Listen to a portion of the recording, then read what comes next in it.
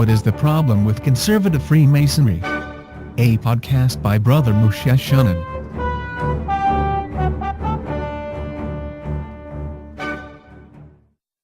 Statements in this presentation are not intended against or implied against any specific Ren Lodge. They are the subjective impression of the lecturer from his experience, and are his private opinions. Fraternal greetings, everyone. My name is Moshe Shanon, and the subject I choose to speak about in this podcast is what's wrong with conservative Freemasonry. Several questions arise just from the subject itself. Is there a problem with conservative Freemasonry? Are there different types of currents in Freemasonry? Do other types of Freemasonry have problem also? Is there really a conservative mainstream in Freemasonry? So let's get started. Proper disclosure etiquettes obligates me to expose some of my own history within Freemasonry. My name is Moshe Shanon. I was a Freemason since 1992, in the mainstream of the Israeli Freemasonry for about 10 years, better known as the Grand Lodge of Ancient Free and Accepted Masons of the State of Israel.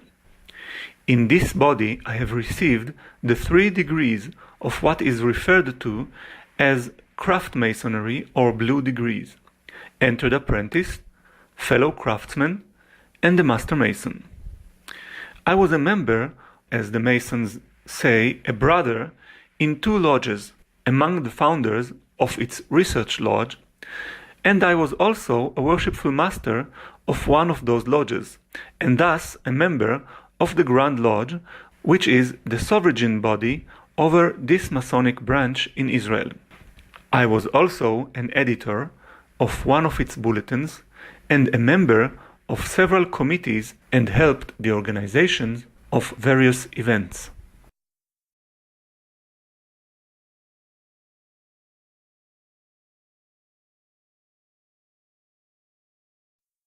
Today, I'm not a member of this branch, and I have been concerned with finding solutions to the problem that were bothering me while being a member. Today, I think the answer lays within the postmodern lodges. So, is there a mainstream in Freemasonry? The answer is yes. It is often said that there is a mainstream in Freemasonry, where the majority of the people who call themselves Freemasons belong to. This mainstream is usually linked with the United Grand Lodge of England, which is historically the world's first Grand Lodge and was established in 1717, from which other Grand Lodges are descendant. Those Grand Lodges practice fraternal connections through a process called mutual recognition.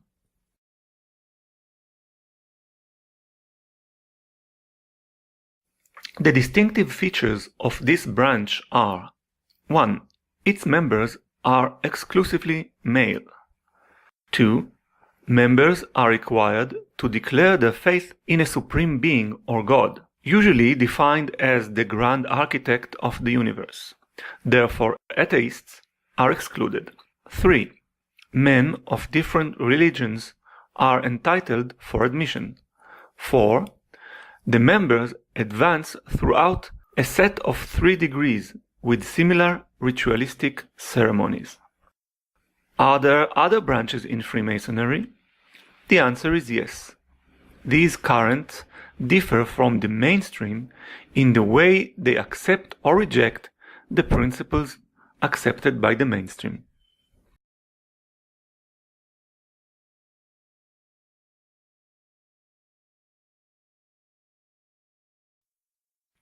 Here are some examples for you to consider.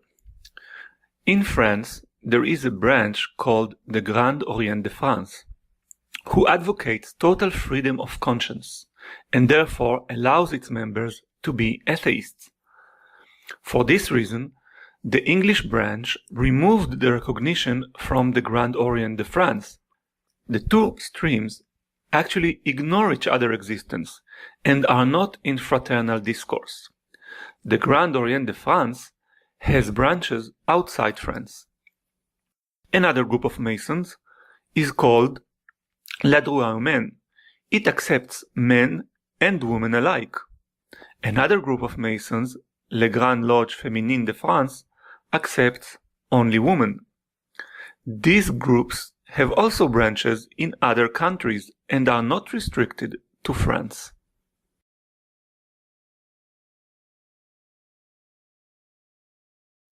So, is there a problem with conservative Freemasonry? I hope to show in this podcast that there is a problem. Almost all brethren from the mainstream that are asked about the state of Freemasonry will tell you that a problem exists. My point is that instead of solving the problem, most of the solutions or attempts to resolve it address the symptoms, but not the problem, and therefore fail. Usually, the main symptom almost everyone is pointing at is the decline in membership and thus closing of the lodges.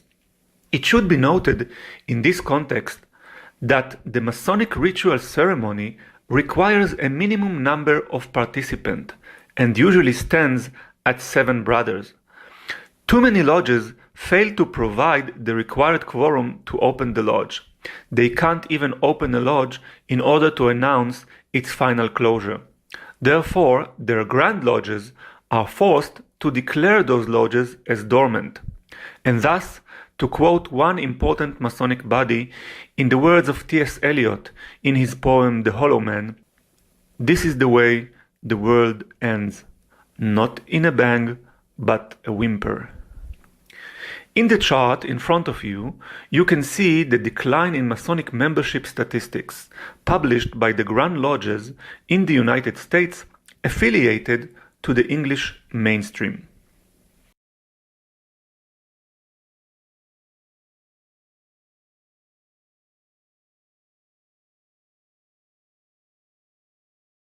Let's move the finger from the symptom and point out the real problem. To do so, I must use a word that has become an obscenity in some parts of the public and unfortunately also among Masons. The word is philosophy. When I use philosophy, I use it in its Greek sense, the love of wisdom. I think anyone that this word is a dirty word to him or her has no reason being a Freemason. However, I am not saying that a Freemason should be a philosopher. What he or she should be is a person who enjoys philosophy and moreover interested in taking philosophy from theory to practice. Freemasonry, in some of its rituals, defines itself as a beautiful system of morality veiled in allegory and illustrated by symbols. Freemasonry main interests are the same as philosophy, which are our existence. What is knowledge? What is reality and how do we influence it? What is language? What is knowing? Values and morals. But unlike philosophy, it does so in an experimental way, while maintaining hope and faith in the human spirit. Now, in order to fully understand this elusive problem of Freemasonry, I must speak about the evolution of Freemasonry. In my opinion, only by understanding this issue, one can break out from the existing paradigm, and a progress in Freemasonry will be possible. To better explain myself, I need to evoke the help of one of the most prominent thinkers of recent times, Jean Baudrillard. Jean Baudrillard was born in 1929 and died in 2007.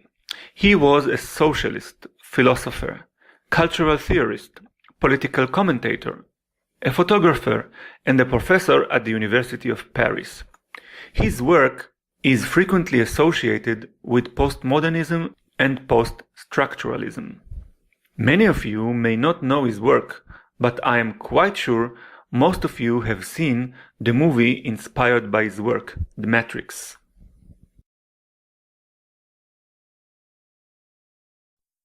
The main idea in Baudrillard's theory that may affect the understanding of contemporary Freemasonry problem is the simulacrum. I'll give an example. Take for example the city of Tel Aviv. We call it the object. The object is the reality. It is the real thing, if you can call it thus. This object is a variable object. It's alive and changing. And to quote Plato in his dialogue Critylus, you could not step twice into the same river. Tel Aviv is changing by the minute. Anyway, some of us find our way around the city of Tel Aviv by using a simulation produced with a simulator, a device known as GPS. The GPS produces a reduced version of the object Tel Aviv, but still it has a strong connection with the actual Tel Aviv. Otherwise, it was useless, and we could not get from point A to point B in Tel Aviv. Some of us will grade the quality of the GPS on how it resembles the actual Tel Aviv. But, as it is known to many of computer games enthusiasts, there is another level above the simulation. Baudrillard calls it simulacrum. Simply put, we can say that the simulacrum is a simulation that already lost its connection to the object and relates only to itself. As an example, we can look at computer games, which are built in virtual reality worlds and in some cases do not adhere to the laws of reality. They are a world unto themselves. But how all of this reflects on Freemasonry? I intend to explain this in the next few minutes. During his early steps in Freemasonry, the apprentice in his lodge is told that Freemasonry is the successor of the medieval stonemasons. It must be said out front that historically this is not the case.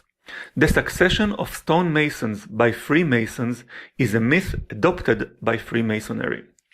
The rituals of contemporary Freemasonry try to demonstrate to the brethren the lives and values of ancient builders. In this context, I suggest you read Ken Follett's book, The Pillars of the Earth, which is an historical novel about the building of a cathedral in the fictional town of Kingsbridge, England.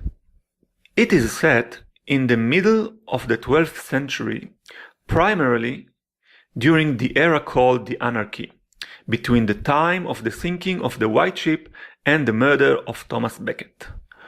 The book traces the development of Gothic architecture out of the preceding Romanesque architecture. In 2010, it was adopted into a TV miniseries, The Pillars of the Earth. Freemasons reading or watching the series will recognize hints of the different degrees of Freemasonry.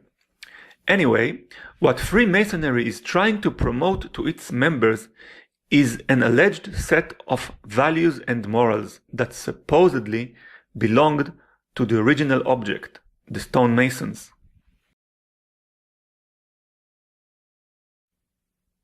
The next step in Freemasonry evolution was the acceptance of men who were not Masons into the ranks of Freemasonry. I am intentionally brief here. It is not my intention to give here a history lesson. I have separate lectures for that. The first evidence we have for this event is the story of Elias Ashmole, a celebrated English antiquary, politician, officer of arms, astrologer, and a student of alchemy, but he was not a stonemason. In his diary in 1646, he writes, "I was made a Freemason at Warrington in Lancashire." The manner in which he writes about such an event shows that it was not unusual. My point is that this step is the simulation phase in Freemasonry evolution. At this stage, it appears that there were still links between new, accepted Masons and practical builders, although very slim. These connections and ties seem to have concentrated about sitting in a lodge together and mutual concerns for moral and the welfare of lodge members. It must also be noted here that the acceptance of Ashmole into a lodge of Freemasons was conducted about 70 years before we even know about the existence of a Grand Lodge ever, instead the Grand Lodge of England. Since this is not an historical lecture, I will not go into the details and circumstances that led to the establishment of the Grand Lodge of England in 1717. Nevertheless, I believe this milestone is the beginning of the simulacra era in Freemasonry. In my opinion, this was the final stage in the detachment of Freemasonry from the stonemasons. Since that time, the distance between the actual Masons and their values and current Freemasons deteriorates, and this body of modern Freemasonry becomes more and more absorbed in its own affairs.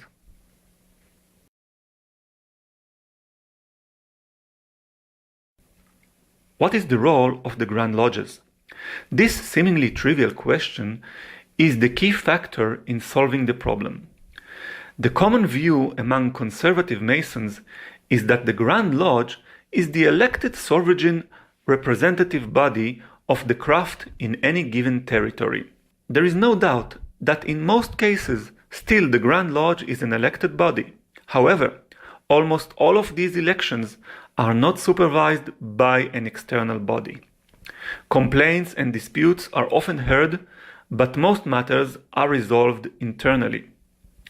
Constitutions and bylaws of these bodies are frequently changed, many times to accommodate the advancement of certain people and to block others. First of all, you can say, this is politics, and it's an inevitability.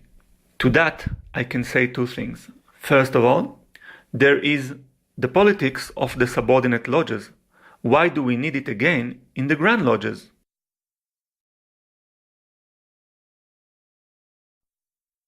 Secondly, how can a body that claims to raise the banner of equality bases its political system on the opposite? The brethren who bear the most economical burden have almost no influence on the proceedings. They do not choose their representatives, but only after they themselves have become worshipful masters, a process that may take up to 7 years. Moreover, once they do become worshipful masters, they continue to be members of the Grand Lodge ad vitam, for life, which means they don't necessarily represent their own lodge's interests anymore. I must add here that there is a difference between the US lodges, which conduct their businesses only in the Master Mason degree, and most European lodges, which do so in the Entered Apprentice degree. Next, we should examine the issue of sovereignty. It is generally believed by conservative Masons that one Grand Lodge is sovereign over the craft Masons in a given territory. In reality, it's far from being true. Let's take, for example, Belgium.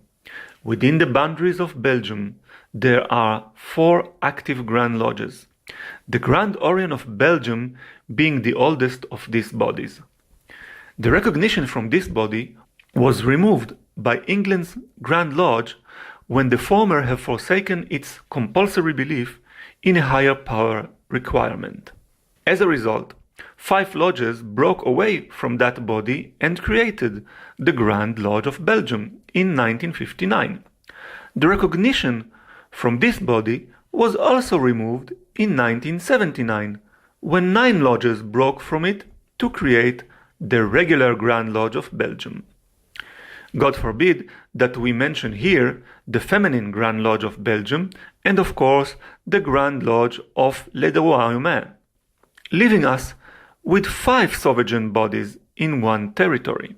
So the question remains, who of the above mentioned entities is the sovereign body.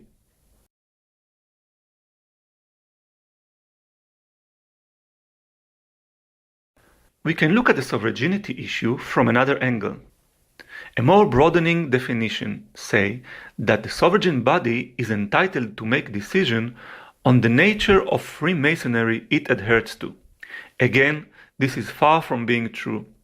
Almost every Freemason, in one point of time, will hear the term ancient landmarks, which are supposedly a set of ancient rules or tenets that define what Freemasonry is. Again, this is far from being true. Not only there is more than one set of landmarks, there is no general agreement on them. And as Robert Frick Gould, a noted Masonic scholar, said, everything is a landmark when an opponent desires to silence you, but nothing is a landmark that stands in his own way. Many Grand Lodges, at one time or another, acted in defiance of the landmarks they adopted, and others have completely ignored them in their constitutions. In reality, the actual impact of these obscure principles is a paralyzing one.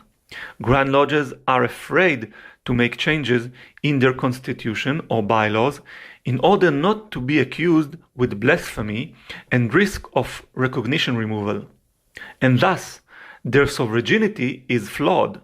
There is also in existence a phenomena of lodges which adhere to no Grand Lodge and are often called wild lodges.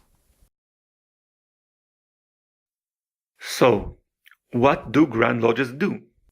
Well, most of the time, in my experience, Grand Lodges are concerned with themselves, with endless futile discussions about proceedings, procedures, and amending bylaws, trying to keep their assets and maintaining the levy of taxes from brethren.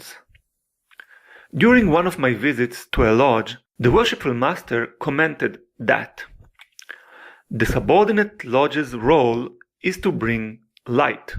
The Grand Lodge's duty is to pay the electricity bill. As the number of brethren decreases, Grand Lodges are having troubles even paying their own electricity bill. We hear more and more complaints that Grand Lodges have become a liability rather than an asset.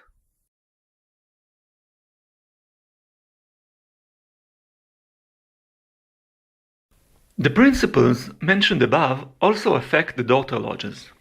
Instead of engaging in Masonic philosophy or trying to define their role in society and how to make it better, most of the discussions are centered around the degree work and the ritual, poorly executed with the decline of membership. How to circumvent the lodge, right to left or left to right, or telling tales about ancient stonemasons. Brothers who try to engage in philosophical discussions encounter indifference at best or anathema at worst, and even may find themselves sued for going out against the ancient landmarks. Therefore, there is no wonder that lodges' activity is pushed into two main fields: social club, pubs, meeting, banquets, parties, picnics, etc., on one hand, and charitable activity on the other hand. On the issue of charity, we need to elaborate more. I personally consider myself as a student or an admirer of Gotthold Ephraim Lessing, an 18th century German writer, philosopher, dramatist, publicist, art critic, and a Freemason of the Enlightenment era. According to Lessing, charity is a shield or an armor to cover the true nature of Freemasonry or to allow it to operate smoothly. Therefore, I think that we should have the best armor that we can afford. But even here, brethren will testify that one of the following two scenarios happen. Talented brethren in the charity or philanthropy fields are blocked by brethren who think that this is not what Masons should do. Mind you, this is not the state of mind in the US. Or in other cases, the charity business is perceived as a place where a Mason can be famous, and thus it becomes a battlefield. The decline in membership numbers takes its toll on the amount of funds Masonic charities are able to gather. If during the 19th century and the beginning of the 20th century, Freemasonry was a kind of mutual aid or a relief organization, somewhat like a private social welfare office, nowadays it can barely manage the welfare needs of a modern brother in need. To add to that, from time to time, in the world we hear about embezzlements and mismanagement of the funds, which leads them to bankruptcy. Here is a quote from Lessing about Freemasons and new ideas. The ideas that I mention here are somewhat of that kind. Within them, I think, lies the solution to the problem. Ernst, ehe du noch eine Spötterei völlig aussagst. Before you finish saying one more mocking remark. On my word. These very individuals are either on the right path for sure, or so far from it that not even a shred of hope is left for them ever to find it. An important aspect in understanding the solution is defining who is today's Freemason. No matter if they are a woman or a man, the most inclusive definition I can come up with is this. It's an individual who is at the confluence of two axes. The first axis, the vertical, is the timeline axis of Freemasonry, starting with the stonemasons through the accepted Masons and founding of the Grand Lodges and today's variety of Masonic bodies. This axis is the axis of historical connections, hereditary customs and traditions, rituals and values. The second axis, the horizontal one, is the one connecting the individual with a group of people calling themselves Freemasons at present time. This axis is the axis of commonly practiced customs. The pioneers in this confluence point, in my opinion, are the postmodernist Masons.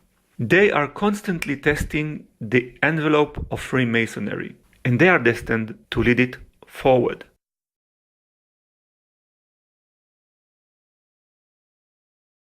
As mentioned, in my opinion, the bravest attempt in this field belongs undoubtedly to the postmodern Freemasonry. The most salient feature of this group is the understanding that the Grand Lodges are obsolete. Instead, these lodges offer a type of declaration of principles, which they base their mutual recognition upon. In some of these lodges, there are attempts to update or to use different rituals, such as the Hellenistic rite, and even to create new degrees and rites. There are many articles about postmodern brethren claiming that these lodges are fictitious. The fact that these lodges are increasingly ignored by the mainstream shows that they must hit the root of the problem. Clipsas is a mutual treaty of recognition among Grand Lodges. It is an example of a more moderate confrontation with the above-mentioned issues. The signers of this treaty have not neglected the ideas of a Grand Lodge, but they perform their mutual recognition based on their common denominators rather than the differences, which are that the Grand Lodge is sovereign only on the lodges that are willingly subordinate, tolerance and consideration of all Masonic peculiarities under the Anderson Constitution of 1723, men and women alike, absolute freedom of conscience. I can happily report from a first-hand experience that in such a lodge I have experienced a meeting of brothers and sisters from all obediences, even those of conservative Masonry, which arrived incognito. It should also be noted that Clipsas unites today over 71 Grand Lodges across the world. To conclude, It seems that the old model of grand lodges connecting and organizing the body of subordinate lodges is being neglected. Grand lodges that were once the source of information and connections are promoting stagnation. More and more brethren from the conservative stream meet with other brethren of more liberal streams, without the knowing or approval of their conservative grand lodges. Masonic knowledge is becoming more and more public knowledge, and brethren are less and less dependent on their grand lodges to dispense it. Take, for example, the Center for Research into Freemasonry at the University of Sheffield. In fact, we see the emerging of a new model, where the Grand Lodge role is reduced to a Congress of Lodges or an advisory committee, which is convened in order to assist in advancing mutual interests. The satellite lodges will communicate among them directly. The next thing I would like to discuss is an important conceptual change. Therefore, it is the most difficult one. It is even hard to describe and define, moreover to actualize. I'll open with an example. When I asked some brethren of a lodge, what are the 3 most important principles of Freemasonry, I get an answer that does not surprise me, but is in my opinion problematic. Here is an actual example from a questionnaire I made. Brotherhood usually gets a high score. Equality gets a low score. Note that in contradiction, even in the known phrase liberté, égalité, fraternité, fraternity comes last. The question being asked is, what's wrong with that? The problem is that with this type of thinking, brotherhood is conceived as an end rather than a means to an end. Solidarity and brotherhood you can find also among thieves, robbers, and pirates. My claim is that as long as this dissonance continues, meaning on one hand you have the symbols about truth and loyalty, the Hiramic legend, and most of all equality, and on the other hand women will be excluded, certain brothers will have exaggerated privileges like unconditional vote in the Grand Lodge for life, gifted brothers who will not make the worshipful master sit will not be able to influence the Grand Lodge ever. Freemasonry will not progress. The man of truth and philosophy and a will to change will eventually leave the order.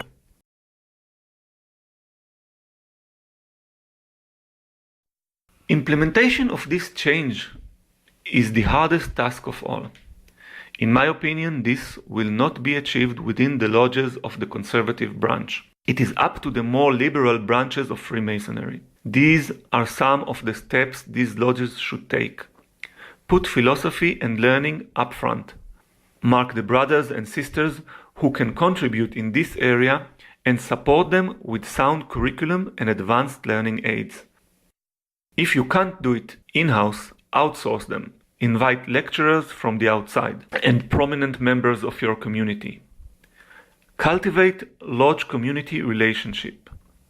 Support heterogeneity. Within the lodge, men and women of all sorts of ages, occupations should be welcomed.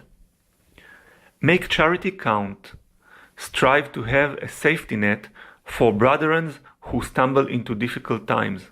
If you decide to venture into charity, make it positively noticeable in your immediate community. I believe this is the correct path on which Freemasonry will blossom once more. To those of you who survived this podcast to the end, thank you. And I invite you to comment on it, even personally, at the address shown. And I hope to see you in the next podcast. Fraternally, Brother Moshe Shanon.